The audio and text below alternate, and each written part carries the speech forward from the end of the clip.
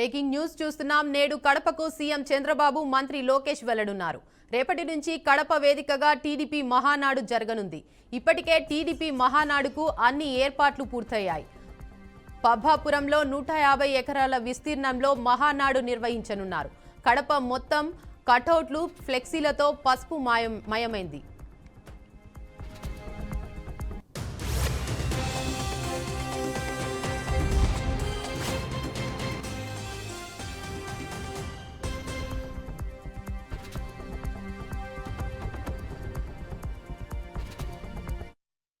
మరింత సమాచారాన్ని మా ప్రతినిధి కడప నుంచి కృష్ణ అందిస్తారు. కృష్ణ. Thank you Devika. 3 రోజులు మహానాడు పర్యటనలో భాగంగా ఈ రోజు సాయంత్రమే ముఖ్యమంత్రి నారా చంద్రబాబు నాయుడు, అదే విధంగా మంత్రి నారా లోకేష్ కూడా ఈ యొక్క మహానాడు కార్యక్రమానికి ఈ రోజు సాయంత్రమే కడపకి రానున్నారు. అయితే ఈ నేపథ్యంలో చూస్తే 3 రోజుల మహానాడు కార్యక్రమం ఏదైతే ఉందో ఈ నెల 27, 28, 29 జరగబోయే మహానాడు కార్యక్రమం అయితే కడపలో అత్యధిక వైభవంగా ఈ యొక్క కార్యక్రమాన్ని నిర్వహించుకోవడం జరుగుతుంది. అయితే మొత్తానికి ఇప్పటికే కడప నియోజకవర్గము, అదే విధంగా కమలాపురం నియోజకవర్గం అయితే పూర్తిగా పశువుమయమైన అనుకోవచ్చు. అయితే మొత్తానికి ఏది ఏమైనప్పుడు కూడా ప్రత్యేకంగా మంత్రి లోకేష్ ప్రత్యేక అలంకరణగా ఉన్నట్లుగా అయితే తెలుస్తుంది. అయితే యువతకు కూడా ఇప్పటికే పూర్తి స్థాయిలో అయితే ప్రాధాన్యత ఇవ్వడం జరిగింది. అదేవిధంగా మంత్రివర్గంలో కూడా ఇప్పటికే పూర్తిగా యువతకే ప్రాధాన్యత కల్పించారు. అయితే మొత్తానికి ఏది ఏమైనప్పుడు కూడా ఈ నెల 27, 28, 29 జరగబోయే మహానాడు కార్యక్రమం కడపలో పబ్బాపురం వద్ద దాదాపు 150 ఎకరాలలో విస్తీర్ణంలో అయితే ఈ యొక్క మహానాడు కార్యక్రమం నిర్వహించడం జరుగుతుంది. అయితే ఈ యొక్క మహానాడు కార్యక్రమంలో పూర్తి స్థాయి అయితే ఏదైతే రాయలసీమ వాసులకు ఏదైతే గతంలో హామీలు ఇచ్చారో ఆ హామీలు కూడా నెరవేర్చే విధంగా అయితే ఈ యొక్క మహానాడు వేదికగా ఉందని కూడా పూర్తి స్థాయిలో తెలుస్తుంది దేవిక. అయితే ఏది ఏమైనప్పుడు కూడా ఈ యొక్క మహానాడు కార్యక్రమంలో పూర్తిగా కార్యకర్తలు కావచ్చు, అదే విధంగా ఏదైతే మహిళలకు కానీ ఇచ్చిన హామీలు కూడా నెరవేర్చే దిశగా అయితే చెప్పే అవకాశం కూడా ఉందని, సభా ప్రాంగణంలో చెప్పే అవకాశం కూడా ఉందని కూడా తెలుస్తుంది Devika. Right, thank you Krishna.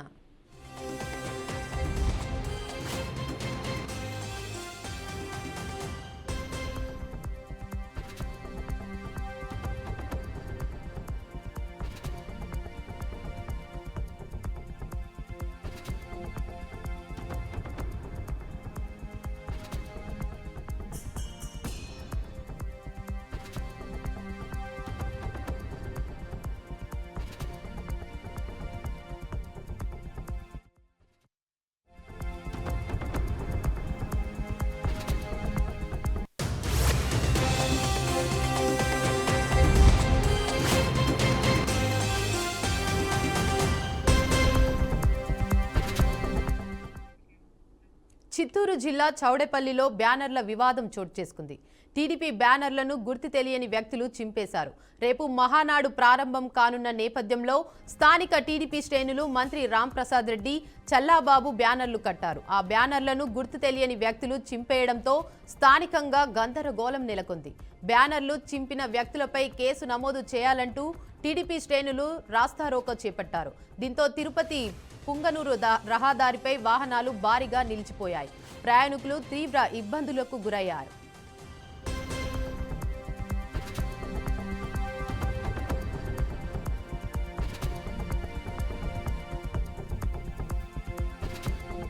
దీనిపై మరింత సమాచారాన్ని మా ప్రతినిధి గోపినాథ్ అందిస్తారు. గోపినాథ్. దేవిక, పుంగనూరు నియోజకవర్గంలో మహానాడుకి సంబంధించినటువంటి బ్యానర్లు అంటే ఎంతో ప్రతిష్టాత్మకంగా మహానాడు కడప జిల్లాలో రేపటి నుంచి కూడా 3 రోజుల పాటు కూడా జరుగుతోంది.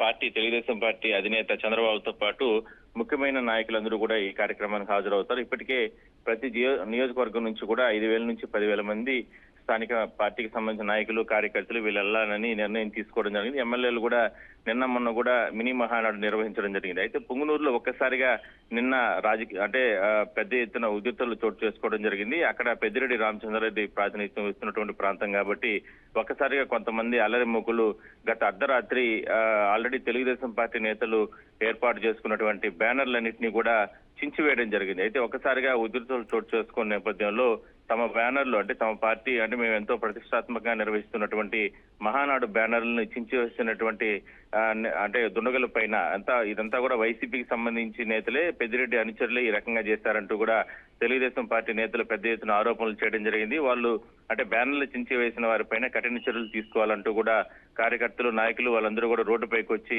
నిరసన వ్యక్తం చేశారు. దీంతో పెద్ద ఎత్తున ట్రాఫిక్ కూడా తీవ్ర అంతరాయం ఏర్పడింది. మొత్తం మీద పోలీసులు పెద్ద ఎత్తున చేరుకుని ఎక్కడ కూడా ఎటువంటి అవాంఛనీయ ఘటనలు లేకుండా కూడా చర్యలు తీసుకుంటున్నారు. అయితే దాదాపుగా ఇప్పటికే కూడా కొంతమందిని అదుపులోకి తీసుకున్నట్లు తెలుస్తోంది. పుంగనూరు నియోజకవర్గంలో అర్ధరాత్రి నుంచి కూడా అంటే రెండు పార్టీల మధ్యన ఉద్రిక్తతలు చోటు చేసుకుంటున్నాయి. అంటే ఇది ఇక్కడ ఒకటే అంటే పెద్దిరెడ్డికి సంబంధించిన అనుచరులు పెద్ద ఎత్తున అక్కడికి వచ్చి ఆ బ్యానర్లు చించేశారనేది ప్రధానంగా ఆరోపణలు చేస్తున్నారు తెలుగుదేశం పార్టీ నాయకులు, కార్యకర్తలు. దీనిపైన పోలీసులు ఇప్పటికే విచారణ జరుపుతున్నారు. మొత్తం మీద ఉద్రిక్తలు తగ్గించడానికి పోలీసులు ప్రయత్నాలు చేస్తున్నారు. అయితే తెలుగుదేశం పార్టీకి సంబంధించిన నేతలు చెప్పేది ఒకటే, అంటే మేము ఎంతో ఒక పండుగ వాతావరణంలో ఇక్కడ చేసుకుంటూ ఉంటే, అంటే కడప జిల్లాలో ఈ మహానాడు నిర్వహిస్తుంటే ఈ రకంగా అంటే బెదిరించే స్థాయికి ఈ రకంగా బ్యానర్లు చించివేయడం, ఇలాంటి రాజకీయాలు చేయడం కరెక్ట్ కాదంటూ కూడా పెద్దిరెడ్డికి సవాల్ విసరడం జరిగింది. మొత్తం మీద ఉద్రిక్తలు తగ్గించడానికి పోలీసులు ప్రయత్నాలు చేస్తున్నారు. భారీగా ట్రాఫిక్ అంటే ఎందుకంటే పట్టణానికి అక్కడ పుంగనూరు నియోజకవర్గంలో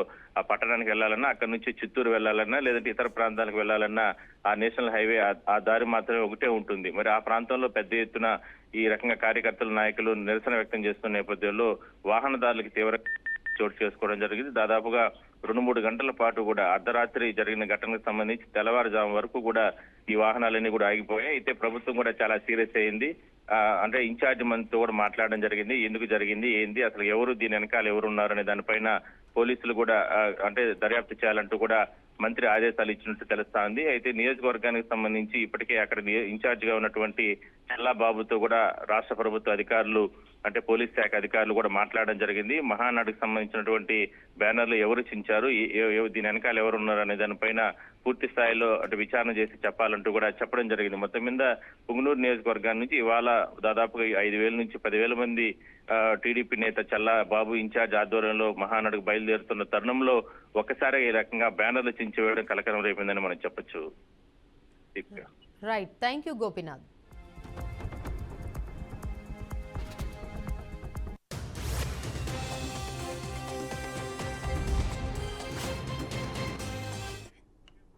అమరావతి విమానాశ్రయంలో రన్వేపై దూసుకెళ్లి ఆపై ఎక్కడో జలాశయానికి చేరుకొని అక్కడ నీటిపై తేలియాడుతూ మళ్లీ నింగిలోకి ఎగిరేలా చేసే సీ ప్లేన్ సేవలు రాష్ట్రంలో త్వరలో అందుబాటులోకి రానున్నాయి.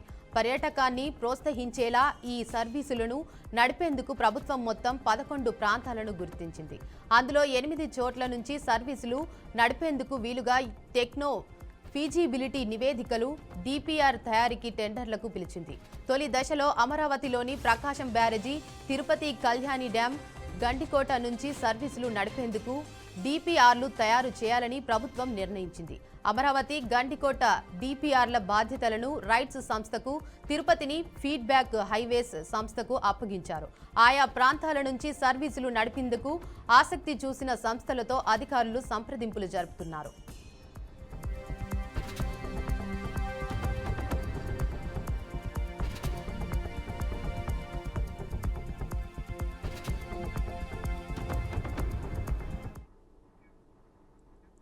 మాజీ మంత్రి కాకాని గోవర్ధన్ రెడ్డి పోలీసులు అరెస్ట్ చేశారు.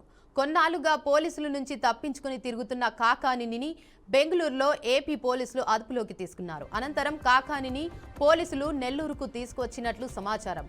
అయితే నేడు నెల్లూరు వెంకటగిరి కోర్టులో హాజరుపరిచే అవకాశం ఉన్నట్లు తెలుస్తోంది. అక్రమ మైనింగ్ కేసులో కాకాని గోవర్ధన్ రెడ్డి A4గా ఉన్నారు. ఇటీవల కాకానికి ముందస్తు బెయిల్ ఇచ్చేందుకు సుప్రీంకోర్టు నిరాకరించింది.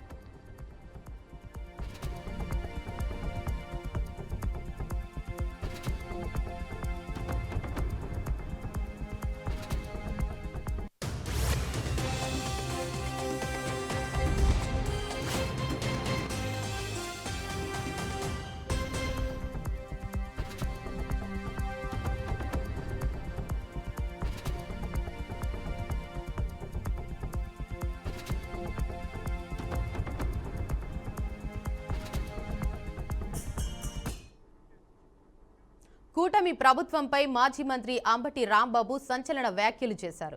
కూటమిలో ఆధిపత్య పోరు నడుస్తుందని, దీంతో వారిలో వారే దాడులకి పాల్పడుతున్నారని ఆరోపించారు. ఆ దాడులను వైసీపీ నేతలపై రుద్దుతున్నారని ఆగ్రహం వ్యక్తం చేశారు. కూటమి ప్రభుత్వంలో శాంతి భద్రతలు లోపించాయని అన్నారు. వైసీపీ నేతలపై అక్రమ కేసులు పెట్టడంపై ఉన్న శ్రద్ధ పాలనపై చూపించడం లేదని మండిపడ్డారు. వైసీపీ నేతల జోలికి వస్తే సహించబోమని స్పష్టం చేశారు. హోంమంత్రి గారు చంద్రబాబు నాయుడు గారు ఏం చెబుతున్నారంటే, ఏదైనా కేసు దొరికితే జగన్మోహన్ రెడ్డి గారు మనుషులు పెట్టేయండి, వైసీపీ కార్యకర్తలను పెట్టేయండి. అంతేకాదు, అవసరమైతే కంప్లైంట్ తీసుకుని ఆ వైసీపీ కార్యకర్త ఎవరైనా మరీ విపరీతంగా మాట్లాడుతూ ఉంటే వాడిని తీసుకొచ్చి ఉల్లు ఓనం చేసేయండి, కొట్టేయండి. అంతే, కొట్టేసి కోర్టులో ప్రొడ్యూస్ చేయండి. నేను చూశాం కదా, హరికృష్ణ అనే అతన్ని గురజాల కోర్టులో ప్రొడ్యూస్ చేసే ముందు ఇష్టం వచ్చినట్టు కొట్టారు, కాళ్ళు చేతులు వాసిపోయినాయి. మ్యాజిస్ట్రేట్ గారి ముందుకెళ్ళి చెప్పాడు, తర్వాత గుంటూరు జీజీహెచ్కి రిఫర్ చేశారు. సరే, డాక్టర్లను కూడా మేనేజ్ చేసే కార్యక్రమం చేస్తున్నారు పోలీసు వాళ్ళు, అది వేరే విషయం. పోలీసు వాళ్ళ పని ఏమిటంటే వైసీపీ కార్యకర్తల్ని కొట్టడం, వారి మీద కేసులు పెట్టడం, దానిలో ఉక్కిరి బిక్కిరి అవ్వడం తప్ప రెండో పని లేదు. ఇంకా లాండ్ ఆర్డర్ ఎక్కడ కాపాడుతాడు? ఎస్పీ గారును వీళ్ళను. ఇంకో పారు చెప్తా, డిఎస్పీ ఉన్నాడు అక్కడ, పాపం ఇప్పుడు లేడు, ఆయన పేరు జగదీష్ అట. ఫస్ట్ రిక్రూట్మెంట్, పాపం ఫ్రెష్గా వచ్చాడు, ఇంకా పోలీసు లక్షణాలు అలవాటు పడలా. అంటే వీళ్ళు నమస్కారాలు పెట్టడం, పోస్టింగ్ల కోసం వాళ్ళ చుట్టూ వెళ్ళచడం తిరగడం అలవాటు కదా. ఫస్ట్ పోస్టింగ్ వచ్చాడు, చంద్రబాబు నాయుడు గారు, హోంమంత్రి గారు, లోకేష్ గారు ఎవరి మీద ఒక తప్పుడు కేసు పెట్టమన్నారు, నేను పెట్టనన్నాడు. సరే, మేం చేస్తే పెట్టవా, తీసాయి అన్నారు. ట్రాన్స్ఫర్ వెళ్ళిపోయాడు. 2 నెలలు అయింది, ఇంకా పోస్టింగ్ లేదు అక్కడ, ఖాళీ ఎంటీ ఖాళీగా ఉంది డిఎస్పీ పోస్టు. ఎవరున్నారు పక్కన? సత్యనపల్లిలో ఉన్నాడు ఒక ఆయన, ఏం చెప్తే చేస్తాడు. కేరళలో విస్తారంగా కురుస్తున్న వర్షాలు పరిస్థితిని తీవ్రతరంగా మార్చాయి. రాష్ట్రంలోని 11 జిల్లాలకు రెడ్ అలర్ట్, మరో 3 జిల్లాలకు ఆరెంజ్ అలర్టులను అధికారులు జారీ చేశారు. ముఖ్యంగా ఇడుక్కి, ఎర్నాకులం, తిరువనంతపురం జిల్లాలో భారీ వర్షాలు నమోదయ్యాయి. వర్షాలకు పెద్ద పెద్ద వృక్షాలు నేలకొరిగాయి. పలు చోట్ల సహాయక చర్యలు కొనసాగుతున్నాయి.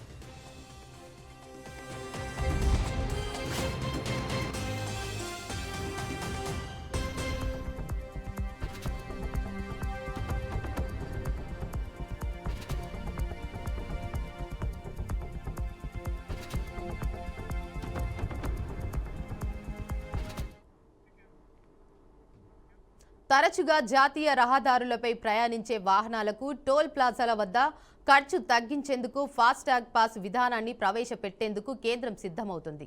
తాజా ప్రతిపాదనలో భాగంగా మొదటి వార్షిక పాస్లో 3000 వార్షిక రుసుము చెల్లించాల్సి ఉంటుంది.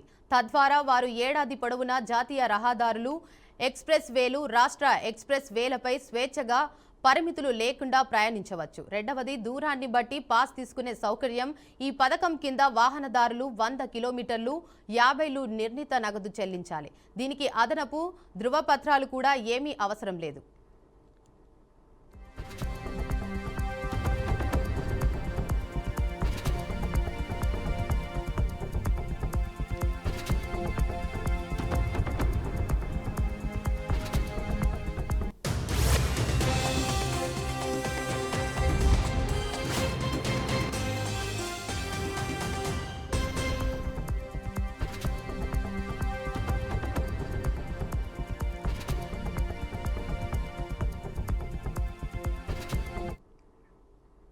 ఇవి ఇప్పటి వరకున్న బులెటిన్ అప్డేట్స్. చూస్తూనే ఉండండి బీఆర్కే న్యూస్ తెలుగుడి సత్తా.